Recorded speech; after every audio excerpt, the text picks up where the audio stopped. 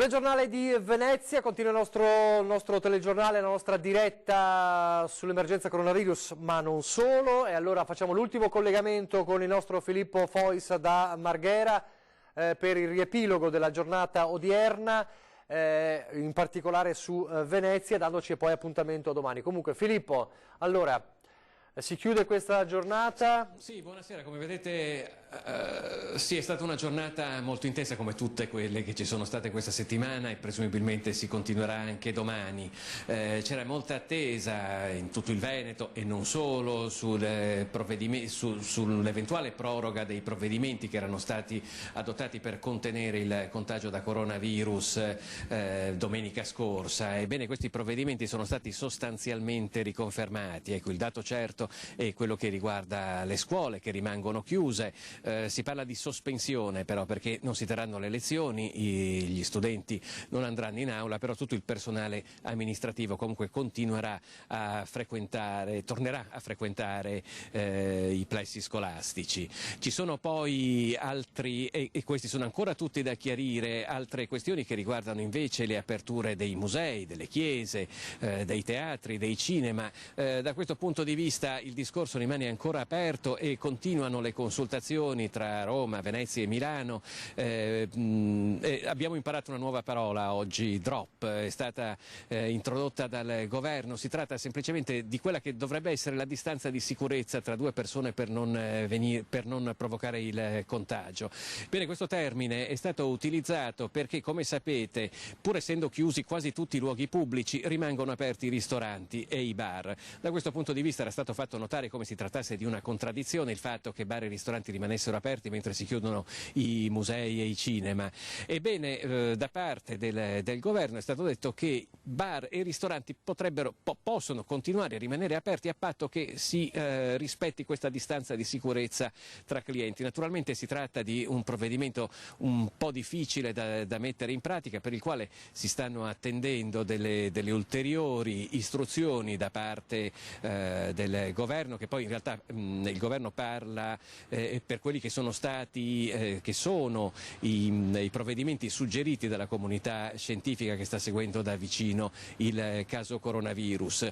Bene, quindi si tratterebbe di un provvedimento lievemente più restrittivo che però potrebbe aprire la porta alla riapertura di cinema, teatri e musei. Per quello che riguarda i teatri e i cinema si potrebbe per esempio vendere un terzo dei biglietti e tenere tutti gli spettatori a distanza di almeno 90 centimetri l'uno dall'altro. Per quello che invece riguarda i musei si potrebbe iniziare a riaprirli a piccoli gruppi. Lo stesso varrebbe per le chiese, vale a dire si riaprono e i fedeli però devono stare a una certa distanza. Insomma, si tratta di cercare di trovare la quadra di un cerchio che è veramente difficile da comporre e il decreto in questo momento non c'è, potrebbe arrivare stanotte come potrebbe arrivare domani mattina, e qui non è più rimasto nessuno, per cui ci si aggiornerà a domani mattina presumibilmente per avere informazioni più precise. Io però intanto nel frattempo vi farei sentire che cosa ha dichiarato oggi per quella che riguarda la situazione nel veneziano il direttore generale dell'Ulstra Serenissima Dal Ben. Dal punto di vista dei dipendenti, ne ha parlato di un incremento della pianta organica dell'azienda. Sì, il Presidente della Regione ha dato questa disponibilità di assunzioni straordinarie all'azienda 3 di Venezia. Stanno arrivando 54 persone, 47 già individuate, altre 7 dovranno arrivare nei prossimi giorni. Ecco, possiamo parlare di un quadro simili-influenzale dal punto di vista della contabilità del contagio ad oggi? Sì, allora tecnicamente o scientificamente non è proprio corretto, comunque sì, da un punto di vista così molto generale siamo su questa tipologia di patologia. Può essere che in Italia ci sia stato un eccesso di zelo nella contabilità, cioè che noi ne abbiamo trovati di più perché ne abbiamo contati di più?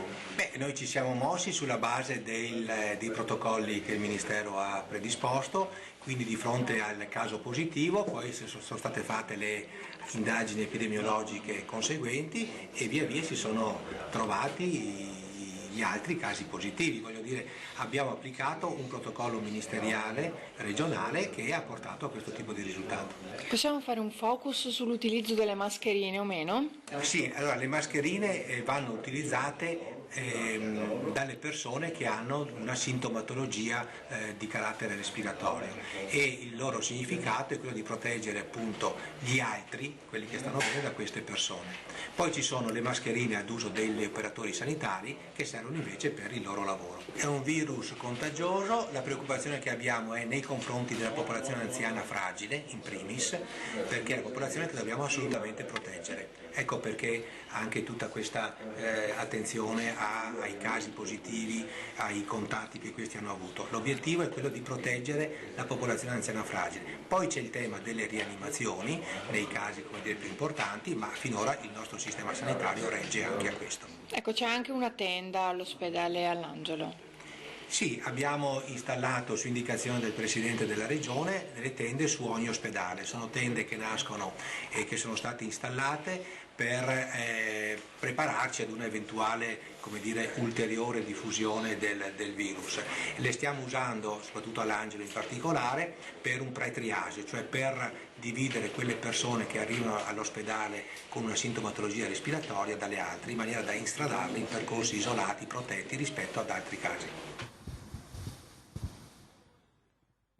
Ecco, questo era il direttore generale dell'Ustre Serenissima Dalben. Diciamo che c'è un certo ottimismo qui alla Protezione Civile del Veneto, perché i contagi sono effettivamente molto più ridotti in Veneto rispetto a quello che sta accadendo altrove, per cui insomma si confida sulla bontà dei provvedimenti che sono stati adottati, dalla maniera in cui ci si sta muovendo in questi giorni. Per ora da Margherita è tutto, vi restituisco la linea. Grazie allora a Filippo Fois e buon lavoro anche per domani, ci risentiremo.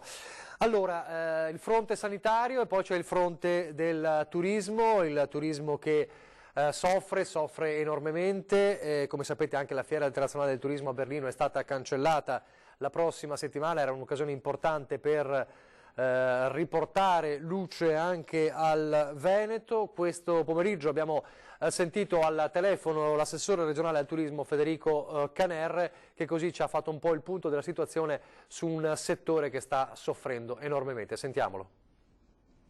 Giornate molto difficili sul fronte turismo, Caner.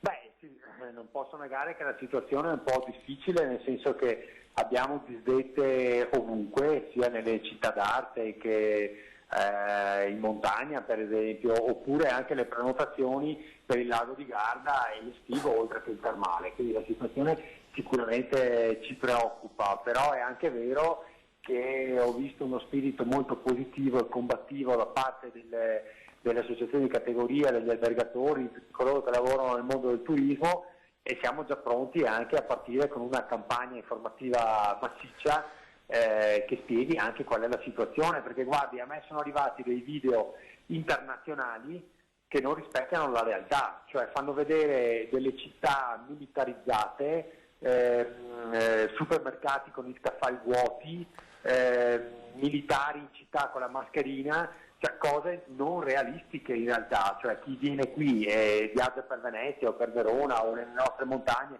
o nelle nostre piste da sci. Ho avuto la fortuna di poter vedere con i miei occhi la situazione qui in montagna. È vero che ci sono delle disdette, ma ci sono anche tanti turisti nelle nostre piste da sci, quindi la situazione, ecco, e tra l'altro ricordo anche a tutti i telespettatori che gli impianti da sci sono tutti aperti, gli alberghi sono aperti, quindi la vita continua. La situazione è vero che, come dite voi, presenta dei nuovi contagiati, ma è anche sotto controllo dal punto di vista sanitario. Ricordo anche che in Germania stanno scoppiando molti casi, e non sono gli italiani che sono andati in Germania, sono tedeschi che si trovano a far fronte con il coronavirus, tant'è vero che la fiera ITB di Berlino, una delle più importanti fiere internazionali di turismo, è appena stata cancellata, e non per colpa degli italiani o dei veneti o dei lombardi. Certo, una notizia importante che è stata data questi giorni è la conferma invece che ci sarà il Vinitaly. Questa è stata una notizia molto importante, vero? Assolutamente sì, noi dobbiamo assolutamente dare dei segnali positivi che non solo la vita ma l'economia continua, che il turismo funziona, che le strutture sono aperte. Sarebbe un grave errore secondo me cancellare il Vinitaly come le altre manifestazioni, perché ripeto, il Veneto probabilmente e la Lombardia sono stati colpiti prima di tutti gli altri in Europa, però la stanno già fronteggiando e direi anche bene, perché tutto sommato la situazione, ripeto, è anche sotto controllo, mentre negli altri stati sta scoppiando ora. Lasciatemi dire, ne vedremo delle belle in Europa, secondo me. Quindi da questo punto di vista noi siamo partiti per prima e possiamo fare una comunicazione nazionale e internazionale che dice: guardate che noi ci siamo già passati, la situazione è sotto controllo, la sanità veneta, lombarda funziona e anche bene, e quindi potete venire in totale sicurezza. Tra l'altro un altro messaggio, me lo lasci dire, importante, è: godete di Venezia in questa situazione dove non ci sono i flussi turistici che siamo abituati a vedere, ed è una cosa incredibile, bellissima da vivere, così come le nostre montagne o le altre città d'arte. Queste le parole dell'assessore regionale al turismo Caner. Domani a Venezia poi c'è un appuntamento importante, lo stiamo ripetendo un po' in questa giornata, lo ribadiamo. Non abbiamo ancora la certezza di quanto peseranno quanto peserà la nuova ordinanza del governo, e speriamo di saperlo a breve per quanto riguarda le funzioni religiose, le messe. L'unica certezza è che domani, come in tutta questa settimana, le funzioni religiose vengono realizzate in forma privata, insomma a porte chiuse. E allora domani Antena 3 e Rete Veneta vi consentono, così come è successo mercoledì scorso con il mercoledì delle ceneri, la messa delle ceneri, vi consentono di partecipare attraverso il video alla celebrazione dell'Eucaristia dalla Basilica della Madonna della Salute, celebrata dal Patriarca di Venezia, Monsignor Francesco Moraglia. Allora, guardate. Prima domenica di Quaresima, ai tempi del coronavirus, la diocesi di Venezia lancia un forte segnale con le campane delle chiese e dei campanili che suoneranno a distesa come segno pubblico e grido di speranza dell'intera comunità cristiana in un momento di particolare emergenza e di vita sociale ed ecclesiale così fortemente condizionata dall'epidemia. La messa domenicale verrà celebrata nella Basilica della Madonna della Salute alle 11 dal Patriarca di Venezia, Francesco Moraglia, e come già accaduto mercoledì per la messa delle ceneri, Antena 3 e Rete Veneta manderanno in onda in diretta la celebrazione liturgica. Io ringrazio Rete Veneta e Antena 3 che ci consente di poter entrare a distanza in contatto e vivere insieme questo momento importante. Al termine della celebrazione il Patriarca rivolgerà una preghiera di affidamento alla Madonna della Salute e poi si rinnoverà a mezzogiorno in punto il suonare a distesa delle campane di tutta la diocesi. Un grido di speranza dunque che potrete seguire su Antena 3 e Rete Veneta con la diretta che inizierà alle 10:30 per poi proseguire alle 11 con la trasmissione della messa dalla Basilica della Salute. Adesso un istante di pubblicità e torniamo subito con il TG di Venezia.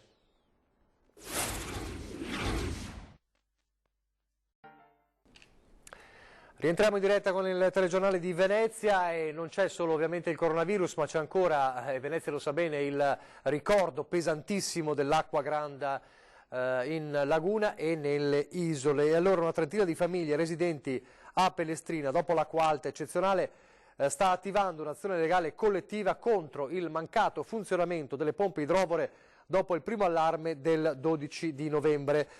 Ci sarà un'assemblea pubblica degli abitanti con gli avvocati per avviare una vera e propria class action. Se le pompe idrovore fossero state posizionate in modo diverso, per esempio da un punto più alto e sicuro, sarebbero potute entrare in funzione fin da subito, evitando i danni devastanti che Pellestrina ha invece subito il 12 novembre. Su questo presupposto poggia la class action, l'azione legale collettiva che una trentina di famiglie sono pronte ad avviare in isola. Quanto accaduto, secondo i residenti, avrebbe potuto, almeno in parte, essere evitato e se le pompe fossero state, alcuni decenni fa, costruite e posizionate a regola d'arte, questo sarebbe stato possibile. Le famiglie sono pronte a fare causa alle autorità competenti e per farlo si mettono in rete e in sinergia. È già stata convocata un'assemblea pubblica a cui sono invitati tutti coloro che sono intenzionati ad avviare un contenzioso giudiziario. All'incontro parteciperanno gli avvocati Augusto Palese e Paolo Vianello, che si sono resi disponibili ad affiancare i residenti in questa loro iniziativa. Verranno perciò prese le prime iniziative concrete e operative. La cronaca: doppia perquisizione in 2 diverse abitazioni di San Polo, Venezia, da parte dei carabinieri. Entrambi gli alloggi erano occupati abusivamente e tenuti sotto osservazione da tempo. I carabinieri, notando un certo viavai di persone, avevano sospettato un giro di spaccio. L'operazione è stata messa in atto con la collaborazione di una unità cinofila della polizia locale. Trovati in casa diversi tipi di droghe, circa 15 grammi di marijuana, 2 di cocaina, mezzo grammo di crack e 10 di eroina, oltre a varia sostanza da taglio, materiale per il confezionamento in dosi e 200 euro di banconote. In banconote. Terminata la perquisizione, i militari del nucleo della Compagnia di Venezia hanno denunciato 3 giovani già noti alle forze dell'ordine, 2 fratelli di nazionalità albanese di 33 e 29 anni e la compagna veneziana di uno dei 2, una 28enne. E poi 15 giorni di chiusura per un'agenzia di scommesse in via Mazzini a Mestre. È il provvedimento firmato dal questore di Venezia Mascio Pinto, adottato anche in seguito all'incontro di 10 giorni fa con i residenti della zona, che più volte avevano segnalato in quell'area un viavai di pregiudicati, persone che abusavano di alcolici e di droga. Quindi ripetuti controlli effettuati dalla polizia, delle volanti e anche del commissariato di Mestre hanno portato alla sospensione di 15 giorni per l'agenzia di scommesse Aladino Bet 2 di via Mazzini a Mestre. Questa mattina invece a Fusina 200 attivisti dei centri sociali hanno fatto irruzione alla centrale elettrica Palladio. Guardiamo perché. Oggi siamo qui come centri sociali del nord-est e stiamo occupando. Abbiamo bloccato il cancello d'ingresso e siamo entrati nella struttura responsabile della produzione di 700 tonnellate di carbone al giorno. Scopo raggiunto: bloccati gli impianti. Siamo saliti su una delle strutture più alte per calare striscioni e occupare i nastri trasportatori del carbone. Circa 200 attivisti dei centri sociali hanno fatto irruzione alla centrale elettrica Palladio di Fusina. Carabinieri e polizia sono giunti sul posto per controllare la situazione a distanza, senza impedire la protesta. L'organizzazione di un presidio non preavvisato contrasta con quanto la città sta vivendo in questi giorni in relazione al rischio sanitario. I manifestanti con la loro azione potrebbero determinare la mobilitazione delle forze di polizia già impegnate per le note esigenze. La questura ha scelto di monitorare la situazione coordinando le forze in modo da rispondere alle esigenze di sicurezza pubblica legate alla delicatezza del sito, con le primarie necessità dei cittadini, in questo momento in cui tutti dovrebbero essere più sensibili a determinate esigenze. Siamo qui e resteremo qui. Questi No Global stamane. Adesso invece l'amministrativa Venezia con la Lega veneziana che risponde alle dichiarazioni rilasciate dal sottosegretario Pierpaolo Baretta in merito alla sua candidatura a sindaco di Venezia per il Partito Democratico. Dopo le dichiarazioni del sottosegretario all'economia Pierpaolo Baretta in merito alla sua candidatura a sindaco di Venezia, immediata la reazione della Lega locale.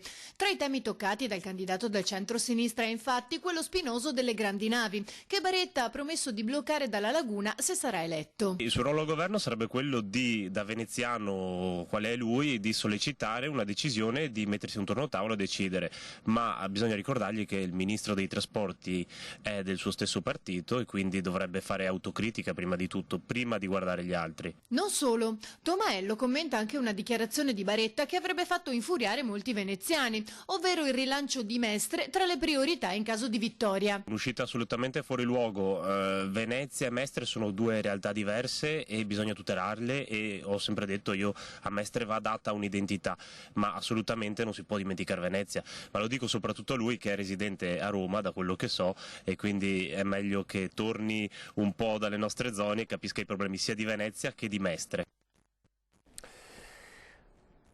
Si chiude l'edizione di Venezia del nostro telegiornale e adesso fra poco dopo la pubblicità l'edizione di Treviso avremo con noi in diretta l'assessore regionale alla sanità Manuela Lanzarin.